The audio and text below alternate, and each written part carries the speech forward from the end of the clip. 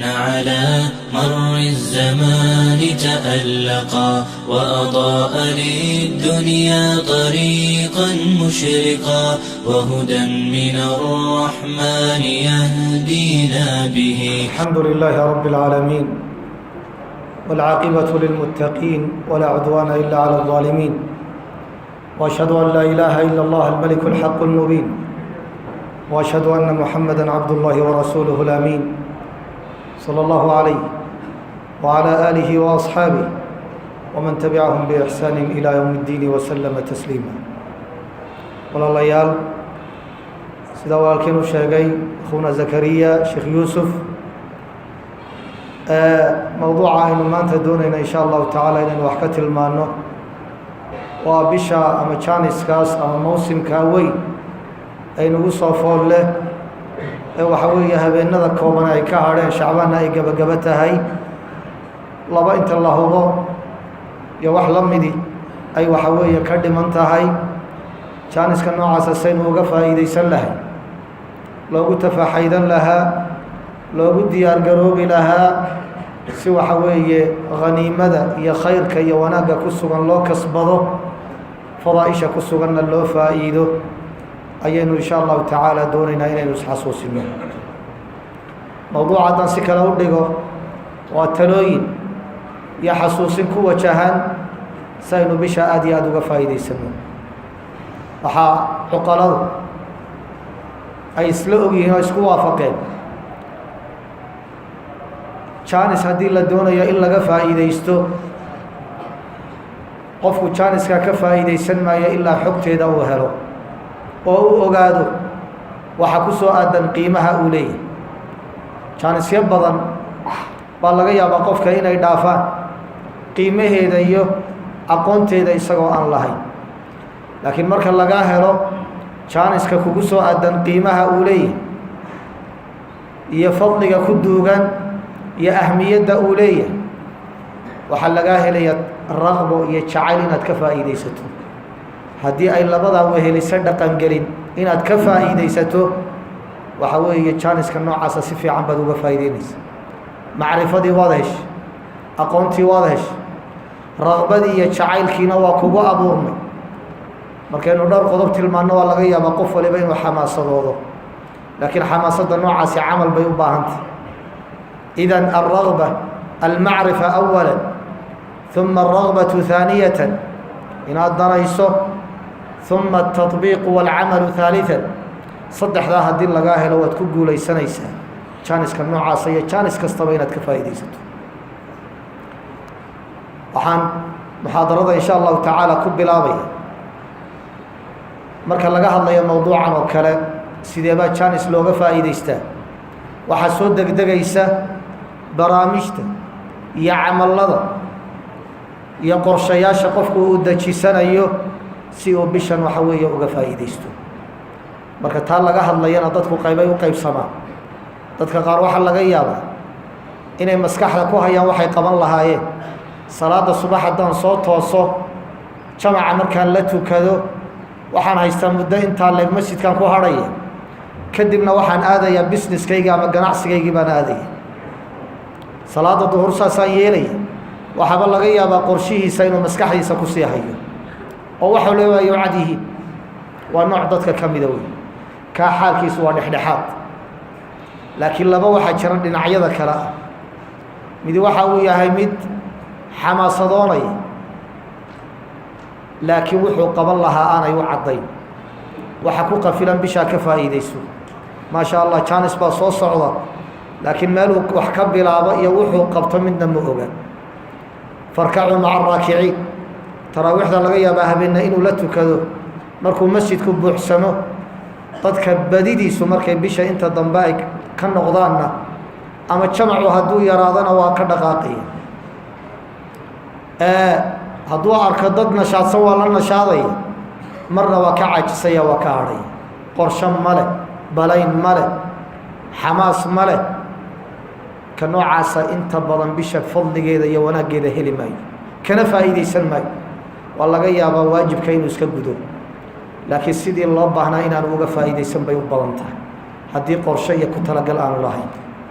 ka saddexaad ee siday tahay uga faa'iidaysanaya waa qofka intuu qorsho samaysta si fiicanna uga baaraandega qorshaha uu samaynaya yool ku gaadhaya uu doonaya inuu xaqiijiyo wixiina ay u qoran yihiin ama ay u caddahay qoraal ku samaynaya oo jadwalkiisa yowmiga ah maalintii wuxuu qabanaya ay u caddahay bishii imise jeer buu qur-aanka dhammaynaya kharash intee leeg buu sadaqadaysanaya ma qoys buu kafaalo qaadanaya ma mid waxa weeye soomaya oo afurinaya salaatuleylka in intee leeg buu tukanaya waxa weeye cibaadooyinka kala duwan ee uu qabanaya ay bishii u caddahay xisaabteedana haya ka noocaasa qorshaha noocaasa dejistee dhaqan geliya waxa weeye aada iyo aad buu bisha uga faa'iidaya waxaynu isxasuusinaynaa walaalayaal jaaniskan ujeeddooyinka looga leeyahay maxay tahay yoolka iyo ujeeddada laga leeyahay haddii aada fahanto waxaa kuu fududaanaysa qorshayaashii aada ku gaari lahayd inaad dejiso baa kuu fududaanaya haddaynu doonayno bisha ramadaan inaynu ka faa'iidno yoolalka iyo ahdaafta la leeyahay waa in maskaxda lagu haya ujeeddooyinkaa waxaa kow ka ah ujeeddada alle subxaanahu wa tacaala kitaabkiisa inoogu caddeeyey welibana aayadda bisha ramadaan soomkeeda lagu waajibiyey ee ka mida aayadaha ugu cadcad waxaa lagu caddeeyey xaqiiqada iyo hadafka iyo yoolka iyo ujeeddada laga leeyahay soomka in la waajibiyo yaa ayuha aladiina aamanuu kutiba calaykum الصiyaam kamaa kutiba calى aladiina min qablikum lacallakum tattaquun alle subxaanahu wa tacaala waxa uu leeyahy bisha ramadaan soomkeeda laydinku waajibiyey sida ummadihii tegayba loogu waajibiyey lacallakum tattaquun ay likay tattaquun si aad alle subxaanahu wa tacaala uga cabsataan idan hadafu الsawm ujeeddada soomka laga leeyahay waa taxqiiqu taqwa lilahi jala wacala in la xaqiijiyo alla ka cabsi la xaqiijiyo hadafka waa in maskaxda lagu haya acmaasha kala duwan aynu qabanayno xilliyada kala duwan aynu ku sugannahay markaynu soomannahay waxyaabahaasoo dhan ujeeddada laga leeyahay waa in alla laga cabsado subxaanahu wa tacaala cabsi 11 bilood oo kale ku anfacaysa oo aada la noolaanayso oo waxa weeye taaduna ay kuugu imanayso alla ka cabsiga maxaa laga faa'iidaya markaynu bisha ramadaan eegno waxyaabo badan baa bisha ramadaan ku sugan oo inoo xaqiijinaya waxaa ka mid a qofka soomani waxaa laga xaaraantinimeeyey bishii ramadaan intaanay soo gelin wixii u bannaanaa uu qadaynay waa quraacanay xilli allaale xilliguu doono maalmaha ayuu wuxuu doono cunaya wuxuu doonana cabaya xaasaskiisa u galmoonay waxyaabahaasoo dhan baa laga mamnuucay markii laga mamnuucayna waa u hoggaansamay isaga iyo alle subxaanahu wa tacaala ayay ka dhaxaysaa wixii shalay ku bannaanaa haddii maanta lagaa xaaraantinimeeyey hoggaansanka aada u hoggaansamayso waa midaad ku xaqiijinaysa alla ka cabsiga qofku markuu sooman yahay dadku ma oga waxaa laga yaabaa dad badan inaanay ku ogaan daawuud ibnu abi hind oo salafkii ka mida waxay culimmadu ku tilmaameen markay ka hadlayeen saama 40 sanatan laa yaclamu bihi ahluhu 40 sano ayuu soomay oo xaaskiisu aanay ogeyn cid kale iska daa xaaskiisu aanay ogeyn waayo dukaan buu lahaa subaxii buu u ka lahaa habeenkiina waa soo noqday dabeedna subaxii wuxuu sii qaataa quraacdiisa iyagu waxay moodayaan inaanu soomanayn quraacdiisa iyo qadadiisa loo sameeyaa dabeedna masaakiinta ayuu siiyaa cashadii habeenkii loogu talagalay buu afur iyo casho ka dhigta oo waxa weeya wuu soo noqday idan qofku isagoo heli lahaa dadka inuu kaba qarsado haddana inuu waxa weeye ilaahay dartii u soomayay lafteeda cabsiya alle subxaanahu wa tacaala laga cabsaday qodobka labaad qofka soomani waxaa la cidhiidhiyayaa halbowlayaasha dhiig waana meesha shayطaanku uu ku socdo sida nabigu tilmaamay calayhi الsalaatu wasalaam ina shayطaana yajri min ibni aadam majra dam shayطaanku bini aadamka wuxuu raacaa xididada iyo halbowlayaasha dhiig markaad soonto halbowlayaashaas cidhiidhi bay dareemayaan dabadeedna shaydaankii waxay ku noqonaysaa cidhiidhi bay ku noqonaysaa taasina waxay keenaysaa qofka cibaadooyin badani inay waxa weeye u fududaadaan alla ka cabsiguna waa u sahlananaya qodobka saddexaad alla ka cabsiga waxaa kaloo inoo faa'iideynaya muraaqabat اllahi jala wacala qofku cidda uu u sooman yahay iyo cidda uu ugu dhowaanayo soomka cidda keliya dhab ahaan u ogaanaysa inuu sooman yahay waa alla subxaanahu wa tacaala alla inuu taalacanayo oo alla subxaanahu wa tacaala uu la socdo oo gaajadiisa uu og yahay ta noocaasina waa alla ka cabsi la xaqiijinayo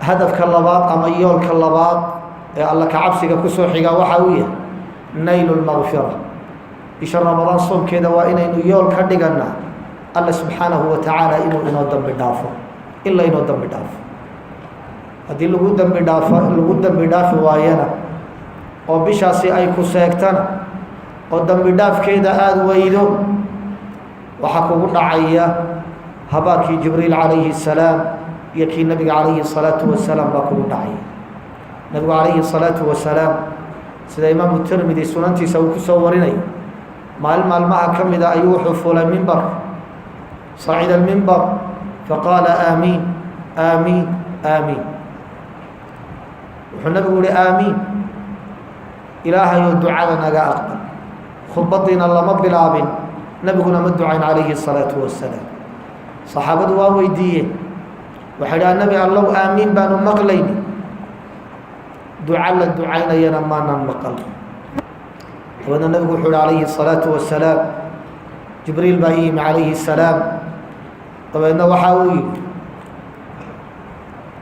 ramima anfu rajuli dakala calayhi ramadaan uma insalaka falam yugfar lahu nin sankiisu ha boodhoobo oo ha dulloobo oo ha khasaaroobo bisha ramadaan ay u soo gashay oo aan loo dambi dhaafin lafdigii kalena waa kii ahaa xadiidu abi hurayra uu yihi nabigu calayhi الsalaatu wasalaam man adraka ramadaan falam yugfar lahu fadakala الnaar faabcadahu اllah qofka bisha ramadaan soo haleelay ee jaaniskeeda soo gaadhay ee bishii ay dhammaatay iyadoo aan loo dambi dhaafin sidaana naar ku mutaystay alla subxaanahu wa tacaala ha ku fogey naarta ha ku fogey idan yoolka labaad waxa uu yahay inaynu helno bishan dambi dhaafkeeda kuwa loo dambi dhaafayo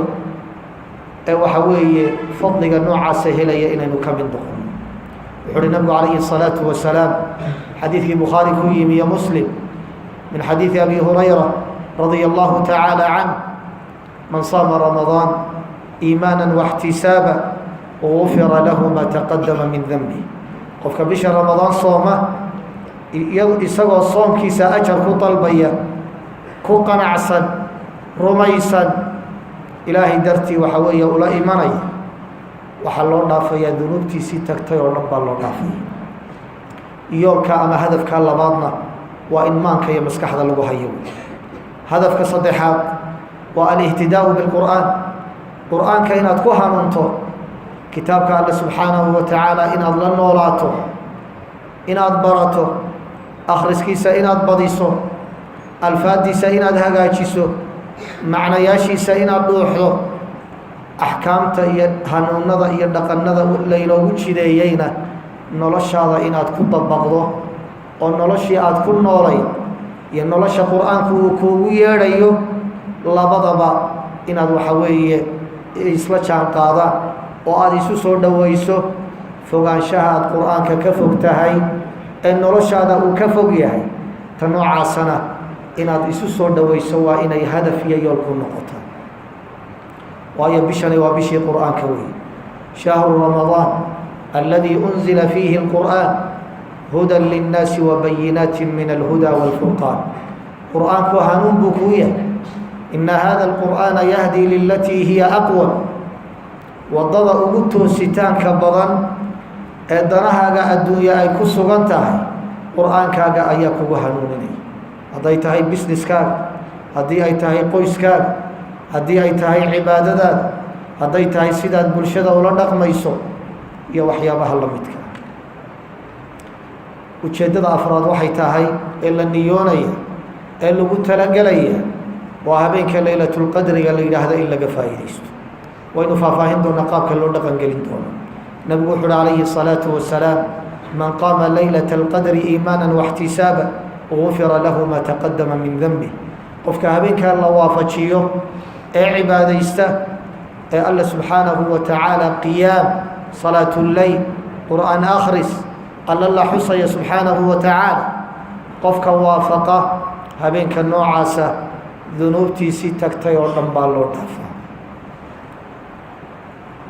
ilaahayna waa ka ku tilmaamay inay ku sugan tahay wamaa adraaka maa laylat اlqadr laylat اlqadri khayru min alfi shahr. 1000 bilood camalkii la samaynayay buu ka fadli badan yahay habeenkaa cibaadada la sameeyay.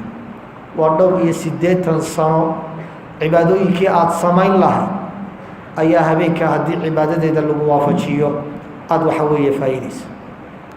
waa hadaf iyo yoom aynu ku talagelayno inaynu habeenkaana aynu waxa weeye haleelno. ahdaafta waxaa ka mid a asawmu calaa basiira.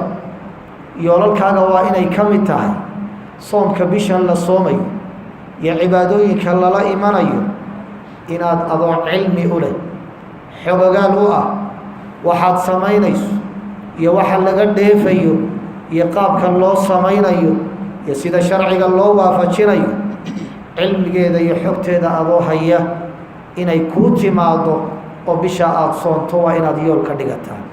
waayo waxaa laga yaabaa dad badani sida saxaabadu ay yidhaahdeen kam min mubtagin lilkhayri lam yusibhu, badanaa mid wanaag doonaya oo wanaaggii aan asiibay. waxaa loo baahan yahay cibaadada iyo waxa aada samaynaysa inaad cilmi u leedahay. maxay dad badani cibaadada uga wahansanayeen? maxay dad badani u caajisayeen? maxay dad badani u wadi waayeen? waad arki doontaan habeenada bisha ugu horeysa bishaa shiddadu waa buuxaan. likulli jadiidin ladda, wax kastoo cusub waa la xiisaynaya, laakiin markay maalmo noqotee lala qabsado ayaa dad badani caajisayaan.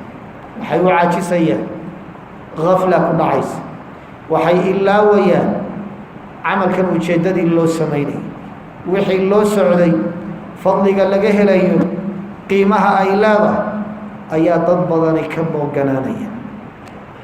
idan waxa weeye calaa basiira in lagu soomo, calaa cilm, qofku inuu soomka u guto waa qodob aada iyo aada u muhima. iyoolka noocaasna waa in la calaamadsado. waxay kaa anfacaysaa bisha ramadaan axkaamteeda inaad ku dadaasho, duruusta masaajidada ka baxaya in laga faa'iidaysto, in lasoo duubto muxaadaraad ama kutub ka hadlaya axkaamta soomka iyo sida looga faa'iidaysanayo. waxyaabaha noocaasa mobaylka inta lagu shubto in wakhtiyada jaaniska lahayo la dhagaysto, marka la sii soconayo, marka waxa weeye shaqooyinka lagu mashquulsan yahay, in waxa weeye mar walba lala noolaado. ta noocaasi waa xasuusin joogto ah oo waxa weeye kugu kalifaysa camalka aada gudanayso iyo qiimaha uu leeyahay iyo waxa laga faa'iiday iyo qaabka loo gudanayo. intaaba in sha allahu tacaala cilmi inaad u yeelato waana ta keenaysa bishan inaad ka faa'iidaysato. hadafka lixaad waa inaad yool ka dhigataa an taxfada jawaarixaka fi hada shahr. bil walba waa lagaa doonaya xubnahaaga inaad ilaaliso, laakiin bishanna si gaara inaad ugu sii dadaasho waa inaad yool iyo hadaf aad ka dhigataa. nabigu wuxuu uhi calayhi الsalaatu wasalaam xadiidkii bukhaari ku yimi man lam yadac qowla الzuuri wاlcamala bihi wاljahl falaysa lilahi xaaja fii an yadaca طacaamahu wa sharaabah. qofka aan ka tegin hadalka beenta ah iyo macaasida iyo xumaanta, qofka aan iska joojin falaysa lilaahi xaaja, ilaahay uma baahna an yadaca طacaamahu wa sharaabah, cuntadiisa iyo cabitaankiisa inuu ka tago waxba loogama baahno. dadka qaar baa soonka waxay moodayaan in la afxidhnaado keliya oo ku dadaalaya in la afxidhnaado, laakiin waxa weeye ta noocaasi waa daahiru sawm, waa soomka muuqaalkiisa weeye. waxaa lagaaga baahan yahay baatinu sawm, soomka xaqiiqadiisa iyo ujeeddadiis iyo ruuxdiis iyo macnihiisa in lagaa helaad u baahan tahay. taasina waa inaad xubnahaaga ilaaliso. wuxuu uhi nabigu calayhi الsalaatu wasalaam ruba saa'imin laysa lahu min siyaamihi ila aljuuc. badanaa mid soomaya oo soomka aan ka dheefayn gaajo mooyaane wax kale aan ka dheefayn. waa soomay, waa laga yaabaa ruknulislaamkaasi inuu ka dhaco, waa laga yaabaa qalle iyo fidyo toonna inaanu bixinay, laakiin qiimihii laga helayay iyo fadligii laga helayay waxba ka heli maayo. alla ka cabsi baanu ka helay, ajar baanu ka helay, ilaahay agtiisa la aqbali maayo. marka cibaado aqbalaadeeda laga hadlayo, dadku waxay daneeyaan ijzaaga. usuuliyiinta iyo fuqahadu ay ka hadlaan, waayo midna ijzaa baa la yidhaahdaa, midna qabuul baa la yidhaahdaa. salaadii ma la iga aqbalay? caalimka culimada ugu cilmiga badani kuu fatwoon maayo, odhan kari maayo salaaddaa waa laga aqbalay. laakiin wuxuu xaq u leeyahay inuu yidhaahdo shuruuddeedii iyo arkaanteedii iyo wixii jebinaya haddaad iska ilaaliso oo qaabkaa aada u tukato way kaa gudaysaa, yacni qallayn mayse. laakiin alla inuu aqbalo waa macno labaad wey. tii gudday ee aan qalle lagaaga lahayn ayaa waxay u baahan tahay ilaahay inuu soo dhoweeyo, ilaahay inuu aqbalo. inamaa yataqabbalu allahu min almuttaqiin. allana wuxuu ka aqbalayaa dadka alle subxaanahu wa tacaala ka cabsada. idan qabuulku waa macno labaad wey. cid kastoo cibaadadu ay ka gudday ma aha macnuhu in laga aqbalay. hawaabkeeda mid helaya ma waxa weeye la wada heli maayo. taana nabigu waa inoo tilmaamay calayhi الsalaatu wasalaam. xadiidkii camaar bnu yaasir ee sunanta ku yimi wuxuu leeyahy nabigu calayhi الsalaatu wasalaam ina الrajula layuصلي wma yuktabu lahu min salaatihi ilaa cushruha tuscuha humunuha subucuha sudusuha khumusuha rubucuha huluثuha nisfuha. qof baa tukanaya, salaadaas dadkaa tukanaya dhammaantood way ka gudday oo sidii loo baahnaabay u tukadeen.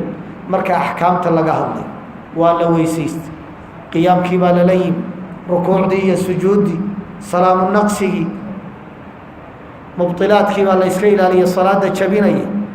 dadkaasi waa daday ka wada gudday wey. kuwa laga hadlaya waa kuwaas, laakiin laga hadli maayo kii salaadiisu aanay ansixin.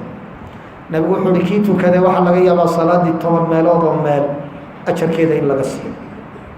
midna salaada ajarkeedoo dhan baa la siinaya, mid 5 meelood oo meel baa la siinaya, mid waxa weeye kala barh baa laga siinaya ajarkii laga heli lahaa, mid waa loo labanlaabaya 700,000 malaayiin. wallaahu yudaacifu liman yashaa. ilaahay cidduu doono u labanlaaba. waxaa lagu kala tegayaa waa ruuxda cibaadada loo sameeyey. soomkuna waa la mid. ahdaafta noocaasa waa in maskaxda lagu hayo. camalka koowaad waxa uu yahay cibaadada si guud in loogu dadaalo. alcibaadatu fii ramadaan, cibaadooyinka in lagu dadaalo kala duwan. bisha ramadaan cibaadada si gaara in loogu dadaalana waa sunnadii nabiga calayhi الsalaatu wasalaam. nabigu calayhi الsalaatu wasalaam bishan wuxuu dadaalay dadaal 11 bilooda kale aanu dadaalay. nabigaynu kaga dayanayna calayhi الsalaatu wasalaam. idan waxaynu u baahannahay markaynu cibaado ka hadlayno dadaal gaara oo bishan waxa weeye lagu dadaalayo ayaynu waxa weeye u baahannahay. ibnu اlqayim raximah اllahu tacaala isagoo ka hadlaya hadyiga nabiga calayhi الsalaatu wasalaam, zaad اlmacaad fii hadyi khayri اlcibaad, waxa uu leeyahy kaana min hadyihi calayhi الsalaatu wasalaam, nabiga dhaqankiisa iyo caadadiisa waxaa ka mid ahaa bishan aliktaaru min alcibaadaat, cibaadooyinka in la badiyo. nabigu cibaadooyinka ayuu badinay. wa kaana yajtahidu fiiha maa laa yajtahidu fii gayrihi min ashuhuur. nebigu bishan waxa uu dadaalay dadaal bilaha kale nebigu calayhi salaatu wasalaam aanu dadaalin. qodobka noocaasa waa in maskaxda lagu hayo. qodobka labaad, markaynu cibaado ka hadlayno waa inaad ogaataa cibaadadu inay caam tahay. loogama jeedo salaatuleyl oo keliya, qur-aan akhris oo keliya loogama jeedo, iyo cibaadooyinka la midka ah. cibaadada macnaheedu inuu ballaadhan yahay waa inaad maskaxda ku haysaa, si xaalad kastoo aad ku sugan tahayba aad u ogaato inaad waxa weeye cibaado ku sugan tahay.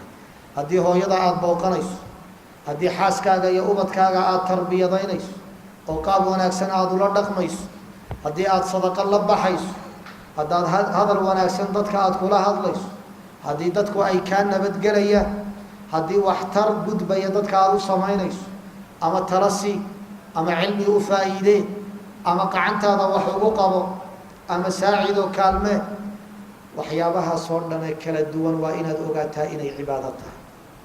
iclaanka muxaadaro aada dejinayso ee aada qaybinayso, ama dadka aada ku guubaabinayso ee aada u sheegayso, waa cibaado alle subxaanahu wa tacaala aada ugu dhowaanayso.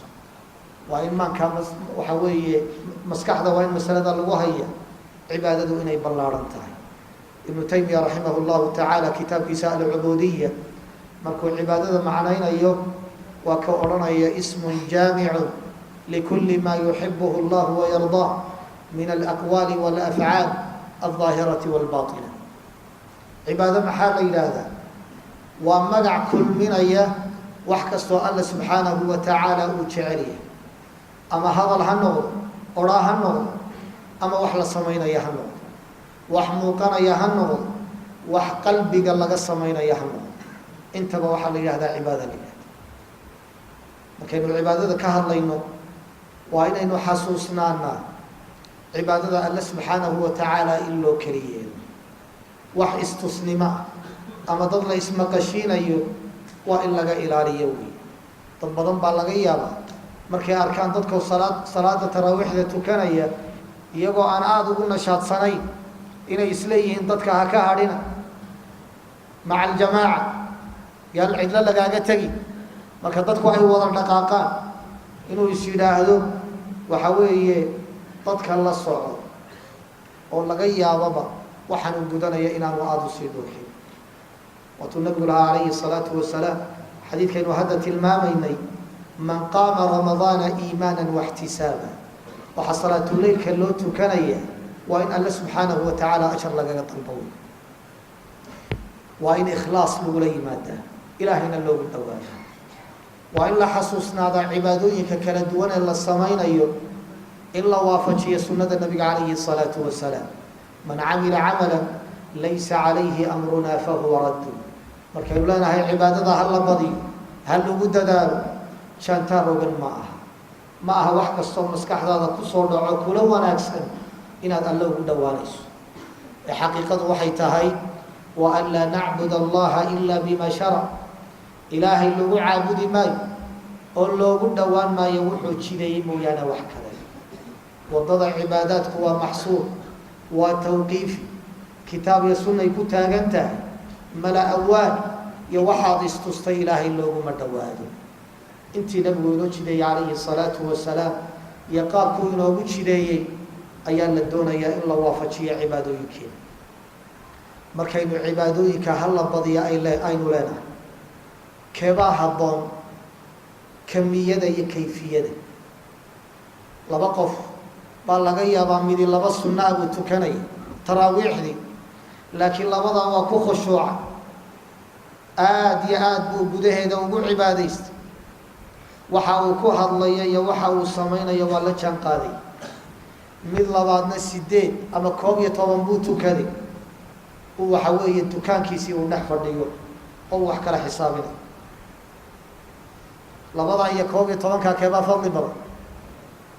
labada ayaa fadli badan. midi tira ahaan bay u badan tahay, midina taya ahaan bay u wanaagsan tahay. tixgelintuna waa tayada. ya 10 shay haddii aada leedahay oo quality-goodu liito, oo hal shay quality aada leedahay, keebaad dananaysa? shayga keliya quality-ga leh. يعني شيء قاسي إنه كاخساره وأدوغا نحدين بدن تاي طبعا كاشيء كله إنه نصيدا سينو باهنا ما هبضنا شهو تيضا إني وحيه شمعه هذي لبدا كوسو استاغتنا تيضا أيا لدنيني وحلم إذا قرآن أخرس كان لم إذا وحندون يا مانو والبقرآن كاين عندما يو إيو هل مربان بشي دمينيا لكن بشاس قرآن كان آخرين يوان دوحيا وان فهميا وإسامينيا إيمان بو زيادينيا وإن قاعدة ذات تحي بكاء المفاضلة بين الكم والكيف إذا لفت إذا يلا إلاو يا الله الدنين وحوي قرآن كإلا لما يوكليا انت صور عبادة إلا لي مادو تركليا يا الله الدنين تانا صحابة وين قبرارو تشيين وآدي آدي الدنين قرآن كأخلص كيسا مركينو كهالله إنه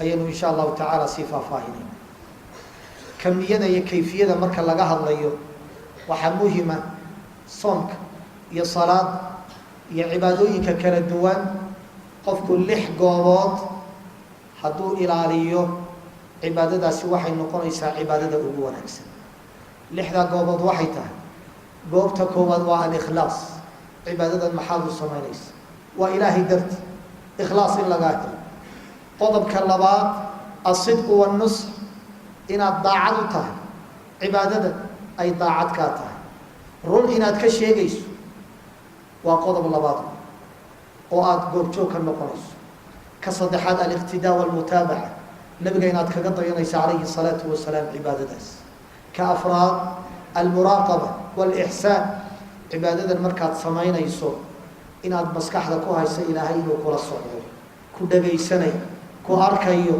كطالعانيو تاسنا وحي كينيسا عبادة إناد كدداش كأفراد عبادوين كلا الدول مركات سمينيس إناد لصعته المنة الله سبحانه وتعالى إنه كبوم من حيستي حيرا يا مسكح بدن يا أقوم بدن وأرلا ذاهين هذا كوكيني الله سبحانه وتعالى كبوم من حيستي إناد مسكح ذا كويس قضب كاللي حادنا عبادة اللفتة إذا سكة استبهداد وقود داشو كل ما إني وحكادي ميهين أو قابس وكوغس غيه يدنا إن المسكح ذا كوهيسو لحظة قوبات عبادة كستول الله سمين يا هدين لغاهلو عبادة سوحي نقول إساء عبادة أدو كيما بضم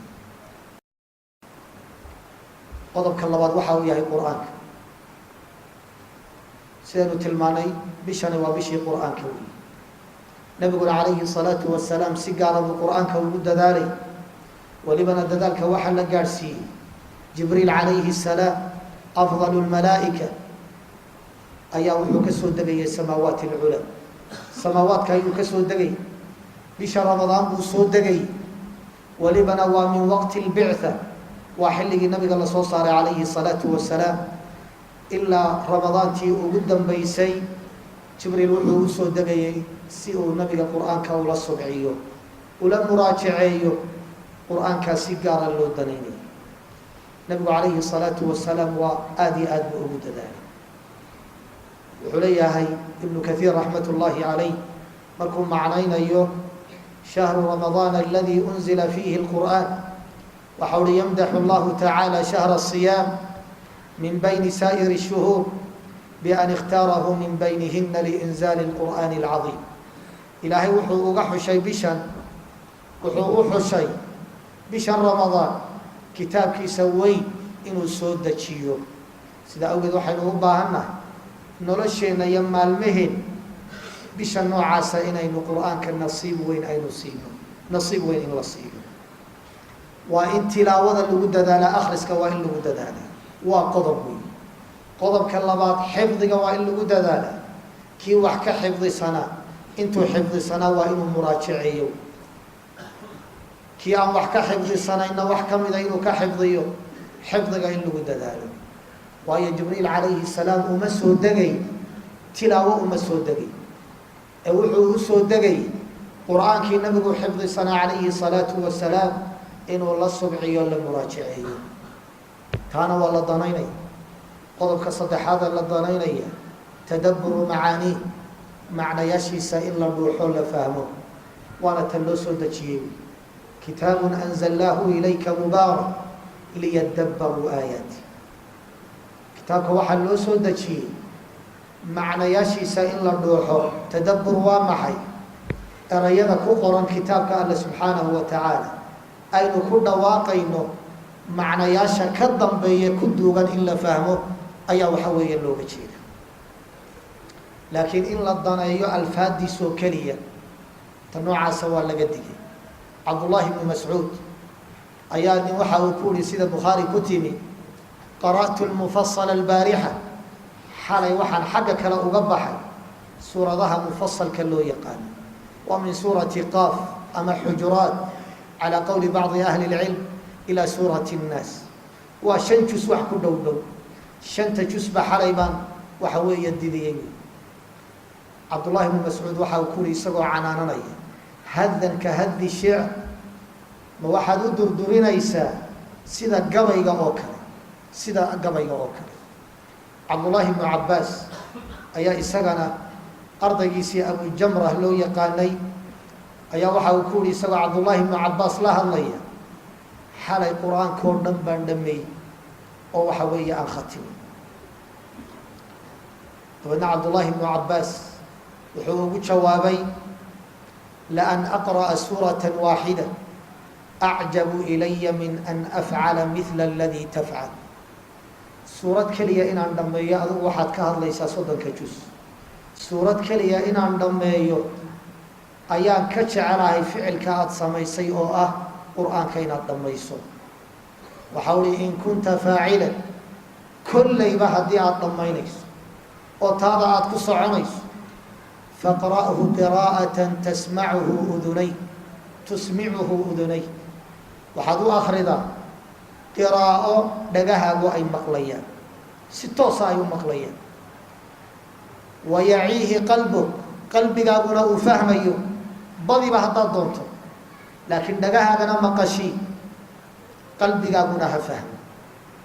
waayo qur-aanku haddii uu noqdo cala lisaan, qofku wuu aaminsan yahay, codna aanu ka soo baxay, oo waxa weeye sida mutaalacadoo kale, markaad buug ama kitaab aad akhriyaysa aada aamusan tahay, isha uu la raacayo wax badani ka soo gaari maayaan.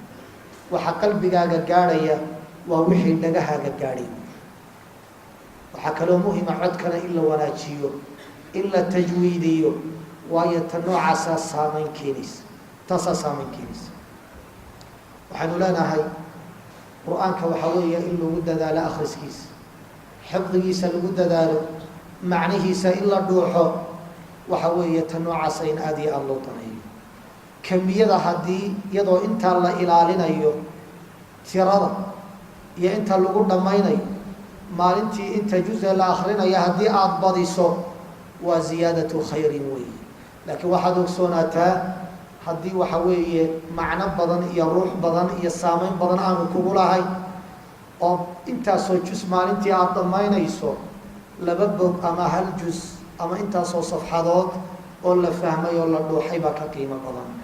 nabigu wuxu uhi calayhi الsalaatu wasalaam markuu u naseexaynaya cabdillaahi bni camr bni اlcaas, oo nabiga ka dalbaday calayhi الsalaatu wasalaam qaabka uu qur-aanka u dhammaynayo, nabigu waxau ihi 40kii cishaba mar dhammee. wuxuu ihi ka badan baan awoodaa, 30kii cisho ku dhammee baa li, ka badan baan awoodaa. waxaa la yidhi 20kii cisho, 10kii cisho, usbuuc, intaba waa diid. dabeedna maalmihii dambe aada buu isu cilkaambiyey. nabigu wuxuu uhi calayhi الsalaatu wasalaam isagoo ka joojinaya talax tagga, laa yafqahu اlqur'aana fi man qara'ahu aqala min 3. qur-aanka macnihiisa fahmi maayo qofka ku khatima 3 jeer wax ka yar. idan waxaa fiican haddii aada badinayso 3dii cishaba inaad waxa weeye hal mar aada khatimto, oo ay noqonayso bisha ramadaan 10 jeer khatmo inaad la timaado. waa inta ugu badan ee ugu munaasibsan. haddii aad ka yarayso si aada u fahamtana oo aada u dhuuxdana, iyaduna waa kasii qiimo badan tahay. asadaqatu fii ramadaan, bisha ramadaan sadaqaadka in lagu dadaalo, qof waliba inta uu awooday. sadaqada iyo fadligeeda waa mawduuc aad iyo aada u muhima, waxba ku fogaan mayno. ajarka laga helayo iyo fadliga ay leedahay. wuxuu uhi nabigu calayhi الsalaatu wasalaam xadiidkii صaxiixayn: man taصadaqa bcidli tamrati min kasbin طayib walaa yaqbal اllahu ila الطayib faina allaha yataqabalha biyamiinih fayurabiha lisaaxibih kama yurabi axadukum fuluwah aw fasiilahu min alibil. waa xabad timira haddaad la baxdo, ilaahay baa ku aqbalaya gacantiisa midig, uu kuu kobcinaya alla subxaanahu wa tacaala ilaa ay ka noqonayso midla aljabali aw acdam, ilaa buurta uxud ama wax ka weyn ay xabadii timirtu ka leekaanayso. waa sida lagugu laban laabayo. nabigu calayhi الsalaatu wasalaam xadiidka bukhaari ku yimi, xadiidu cadiy bni xaatim, markuu doonaya saxaabada inuu waaniyo isagoo u khudbadaynaya ayaa hadaladiisii waxaa ka mid ahaa, isagoo khudbadii wada ayaa wuxuu sheegay naarta ayuu sheegay. dakara الnaara faashaaxa biwajhi, naarta ayuu xusay oo kulaylkeeda ka sheekeeyey, dabadeedna wejiga ayuu dadbay. haddii maanta dab lagu soo dhaweeyo, wejigaaga lagu soo dhaweeyo, qofku muxuu samaynaya? wejiga ayuu dadbaya oo dhinaca ugu jeedinaya. waayo wejigu waa meesha inoogu qaalisa wey. gacantu hadday gubato waa laga yaabaa inaad iska duubato, laakiin wejigaagu hadduu gubto waa ku dhammaatay. wejigii buu dadbay nabigu calayhi الsalaatu wasalaam. mar labaad buu sheegay, wejiga ayuu dadbay. mar saddexaad buu sheegay, naarta sheegay, wejiga ayuu dadbay nabigu calayhi الsalaatu wasalaam. dabeedna hadalkii ugu horeeye ka soo baxaya ficilkaa ku xigay waxaa u ah: ittaqu naara walow bishiqi tamra. naarta ayaa lagaga badbaaday. wuxuu nabigu tilmaamay: kulli mri'in fii dilli sadaqati, qof waliba maalinta qiyaamo wuxuu harhsanayaa wuxuu la baxay. wuxuu nabigu tilmaamay calayhi الsalaatu wasalaam: afdalu sadaqati asadaqatu fii ramadaan. sadaqa lala baxo waxaa ugu fadli badan sadaqada la bixiya bisha ramadaan. guubaabadaas oo dhan oo inoo wehelisa dhaqanka nebiga calayhi الsalaatu wasalaam: kaana ajwada biاlkhayri min الriixi اlmursala. nabigu wuxuu ugu wax bixin badnaa oo ugu deeqsisana oo ugu sadaqo badnaa bisha ramadaan, marka jibriil uu u yimaado ee qur-aanka uu muraajacaynay. waa bishii wax bixinta weey, in wax la sadaqadaysto oo welibana qorshaha iyo baraynka lagu darsado. maalintii kullana haddaad la baxdo wax sahlan maaha. bisha ramadaan qof miskiin ah haddaad kafaalo qaadato oo afurkiisa aad ka bixiso, casho iyo suxuurba iska daa, afurka keliya koob biyo iyo waxoogaa timira aada siiso oo aada u afurayso, ajarka laga helayaa muxuu yahay? waa soomkii uu soomay ajarkii uu ka helayay mid lamida lagu siinaya, iyadoo ninkaa ajarkiisa aan waxba laga nuqsaaminay. xadiidkii zayd bnu khaalid aljuhani ee sunanta ku yimi, nabigu wuxuu uhi calayhi الsalaatu wasalaam: man fadara saa'ima falahu midlu ajri gayra annahu laa yunqasu min ajri الsaa'imi shay. qof sooman qofka afuriya waa afur keliya, ajarkiisoo kalaa lagu siinaya ka aada afurisay ajarkiisa iyadoo aan waxba laga nuqsaaminay. waa nooc sadaqada ka mida. wuxuu la bax, wax ku talagal. qoys haddaad kafaalo qaadato 5 qof ka kooban, waxaa laga yaabaa raashinkooda haddii loo dhigay misay noqonaysa? ya qiyaasaba wallahi qiyaasta waxaan malanayaa $50 si fiican bay ugu filanta soo ma?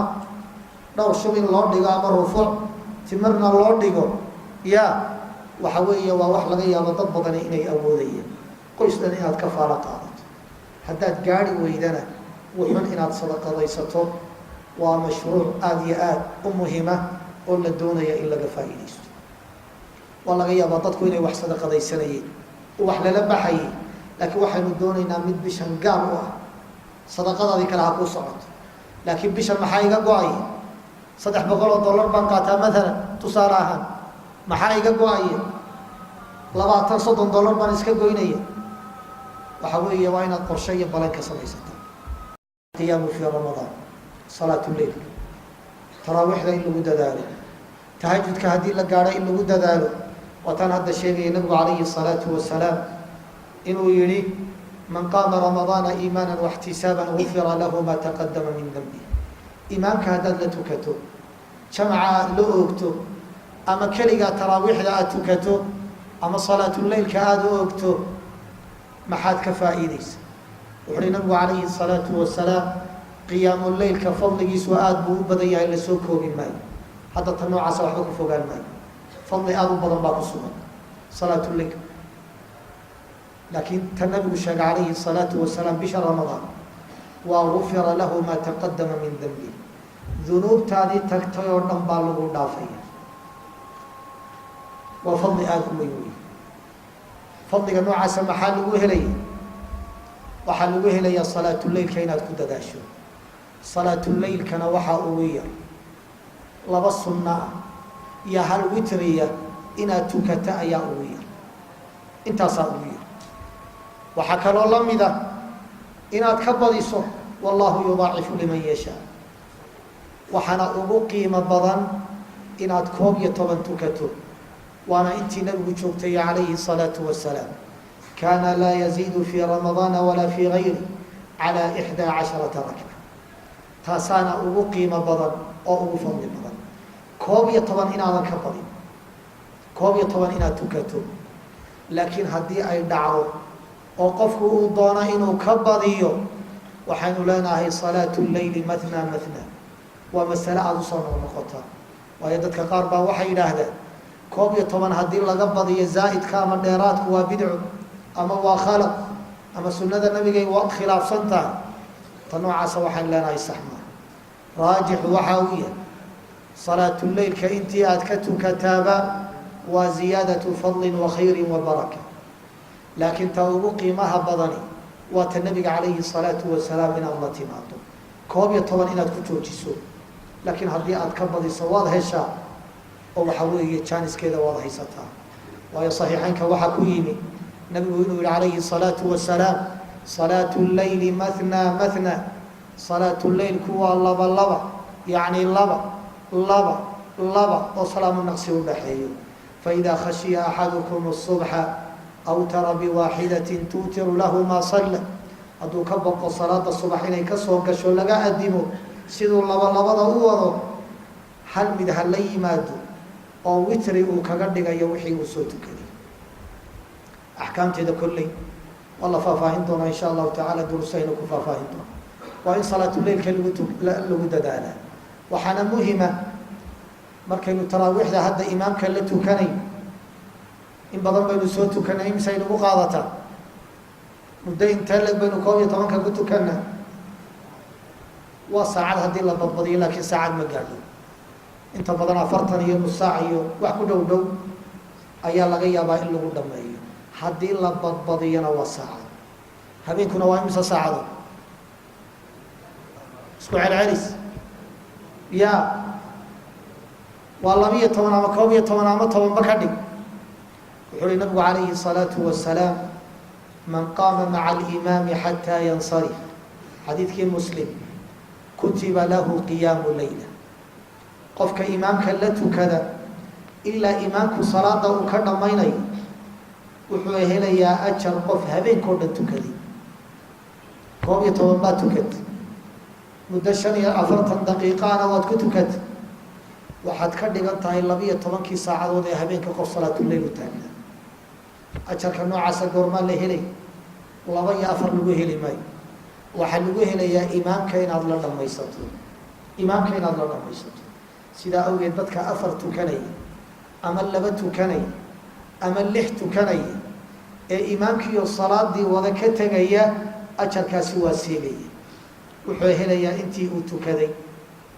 nabigu wuxuu ku xidhay calayhi الsalaatu wasalaam man qaama maca alimaami xataa yansarif. qofka imaamka la tukada ilaa imaamku uu salaada dhammaynayo. waxaanaynu leenahay haddii 2 imaam ama 3 imaam isbedelayaan, waxay ka dhigan yihiin hal imaam bay ka dhigan yihiin.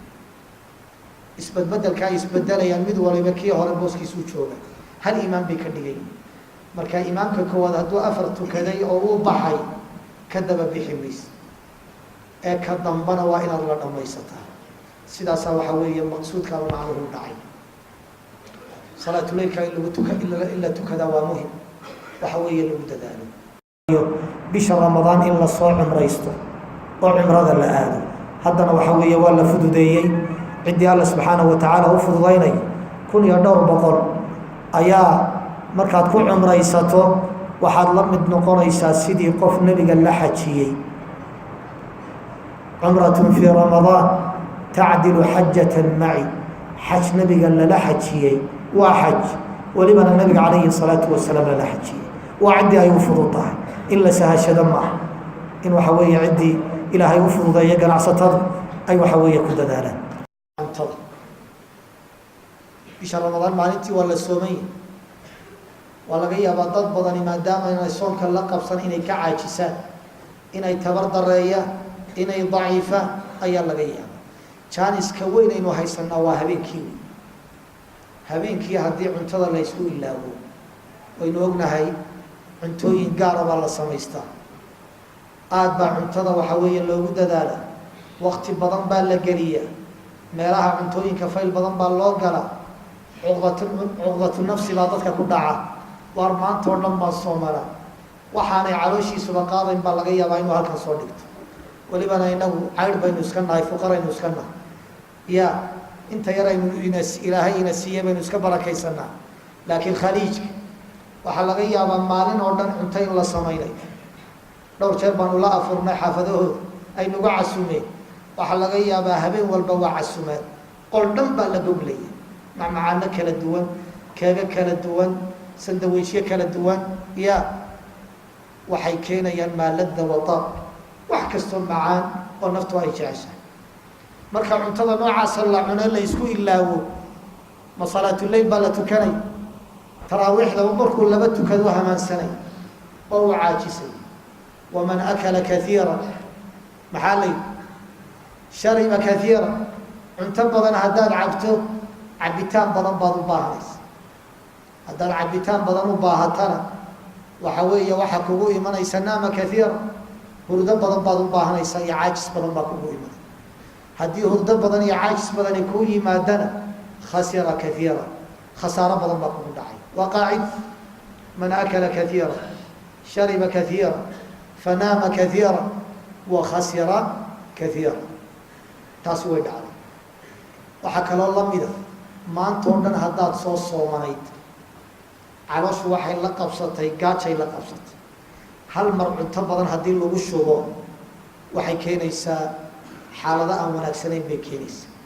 qolada caafimaadku waxay yidhaahdeen, welibana sacuudigaan ogaa in badan, waxay yidhaahdeen bisha dadku ugu xanuunka badan yahay waa bishii ramadaan, waana bishii caafimaadka yahay, waayo gaajada caafimaad baa laga qaada. xataa gaaladu waa soomaan si ay caafimaad uga helaan. dhakhaatiirtu xanuunada caloosha in badan oo kamida waxaa lagu daweeyaa, soom baa lagu daweeya. waxaa lagu odhanayaa caloosha hala nasiiyo, caloosha hala nasiiyo, cuntada noocaasa jooji, waa nooc soomka kamida wey, cuntooyinka noocaasa ka soom.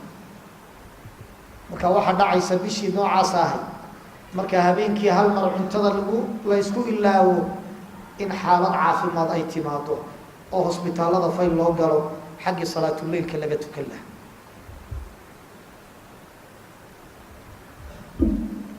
waxaynu u baahannahay sunada nabiga calayhi الsalaatu wasalaam in la dabaqo.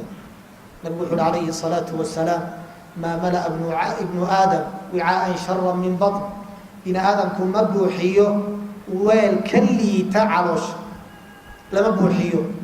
bixasbi bni aadam luqaymaatun yuqimna sulbahu, qofka waxaa ku filan hurmooyin toosinaya dhabarkiisa uu ku noolaanayo ayaa waxaa weeye ku filan. marka mawduuca noocaasana waa inaad barnaamij ka leedahay. talooyinka wanaagsan waxaa ka mida, dadka qaar baa waxay yidhaahdaan iyagoo ku faanaya, anigu waslad geela waxaan ahayn kuma afuro. hilib geel ma waxbaa ka dambeeya markaynu cunto ka hadlay? waa cunto halkii ugu dambaysay, welibana waxaa laga yaabaa gaaman geela inaanay ahayn, waslad kaamila inay tahay ayuu ku afuray. biyo badan iyo bariiskeeda iyo afurkiioo ka horeeya sambusaanihi, waxaasoo dhan hadduu isku cuno waxaa laga yaaba taraawiixdu inay ku adkaato. waa laga yaaba dadka qaar inay la qabsadeen, laakiin waxaynu uga jeednaa waxaa aada iyo aada u fiican oo sunnada nebigana waafaqsan waxa lagu afurayaa inay fududaato nabigu wuxuu alayhi salaatu wasalaam إذا أفطر أحدكم فليفطر على تمر qofkiin hadduu afurayo timir ha ku afuro biyana ha ku cabo sidaana salaada ha ku tago timirtaasi waxay keenaysaa horta macaankaasi wuxuu keenaya energy inuu ka helo biyahaasina calooshii bay furayaan markuu salaada soo tukado ee xaaladihiisu ay kala degaan casho fudud waxa weeye ha cuno oo ha fududay si uu salaatuleylka u tukado walibana xilligan xagaa baynu ku jirnaa maalinkii baa badan soo saama habeenku waa kooban habeenku aad buu u kooban afur fuula iyo casho fuula oo buuxa iyo suxuur fuula calooshuba qaadi mayso marka mid in miisaanka la saaro kuwa kalena waxa weeye la khafiifiyo ayaa waxa weeye talooyinka iyo barnaamijyada waxa weeye lagu talagalaya kamid in sunnada nabiga calayhi salaatu wasalaam la waafajiyo markaynu ka hadlayno cuntooyin waa in xaasaska la caawiyo wy waa qof kula mida cibaadooyin baa laga doonayay waqti bay u baahan tahay ya haddaad saambuusaale iyo shaqooyin badan ku mashquuliso oo waxa weeye subaxiina ay soo adeegayso oo aqalka ay ka shaqaynayso casarka marka la tukado ilaa gabal dhacana afurkaaga ay ku mashquulsan tahay gabalku markuu dhacana weelkii badnaa ay maydhayaan ya sidaa cishuhu ugu soo gelayo waxa weeye ta noocaasa waxaa loo baahan yahay in loogu kaalmeeyo kaalmadana waxaa ka mid a in waxa weeye qorshayaal waxa weeye laga dejisto qodobada muhimkaa waxaa ka mid a tobanka dambe in aada iyo aada loo dadaalo cibaadada lasii labanlaabo sida nabigu sameynaya calayhi salaatu wasalaam haddaynu soo sheegnay bisha ramadaan bilaha kale si aanu u dadaalayn inuu u dadaalay waxaynu leenahay bisha ramadaan gudaheedana tobanka dambe si aadan u dadaalin labaatanka hore waa in loo dadaalaa sida caaisha ay leedahay kaana yajtahidu fi lcashri alawaakhir nabigu tobanka dambe wuxuu ku dadaalayay dadaal bisha inteeda kale aanu dadaalin taana waynu u baahanay insha allahu tacaala cibaadooyinkii aada samaynaysay baad sii labanlaabaysa taraawiixdii baad tukatay habeenka qaybtiisa dambe tahajud baad u kacaysa ama tahajudkaad u dibdhiganaysa oo taraawiixda ayaad iska daynaysaa si aada nabiga u waafaqda calayhi salaatu wasalaam oo 11 aad ula timaado laakiin xilligaa fadliga badan ee dambe ee tahajudka ah oo ah xilligaa aada seexatay dabadeed in waxa weeye laga dhigo qur-aan akhriska in la labanlaabo ictikaafka in lagu dadaalo oo sunnada ictikaafka in la nooleeyo nabigu calayhi salaatu wasalaam kama tegin ictikaafka ilaa uu alla oofsaday subxaanahu wa tacaala kamuu tegin waa in masaajidada laga codsadaa dadka haya gooba inay diyaariyaan dadka ictikaafaya ay seexanayaan sahaydaada iyo gobashaada aada soo qaadataa suuliya la diyaariyaa waxa weeye la iska kaashadaa oo xitaa dadka musalliinta ay ka qayb qaataan ya waxaynu u baahannahay nin muxsina oo suuliyada hagaajiya waxaa loo baahan yahay nin muxsina haddii masjidkuba aanu lahayn suuliyada masjidka ku dhow odhanaya dadka ictikaafaya suuligu waa u bilaash ya oo ninka suuligiisaba lacagtiisa u qadimo ma wax adagba oo la yidhaahdo suuligiina waa kaas midina waa afurka bixiyo midina waa cashada bixiyo midi suxuurta u keeno waa waxyaabaha laynagu dhaafay markaanu xaramka joognay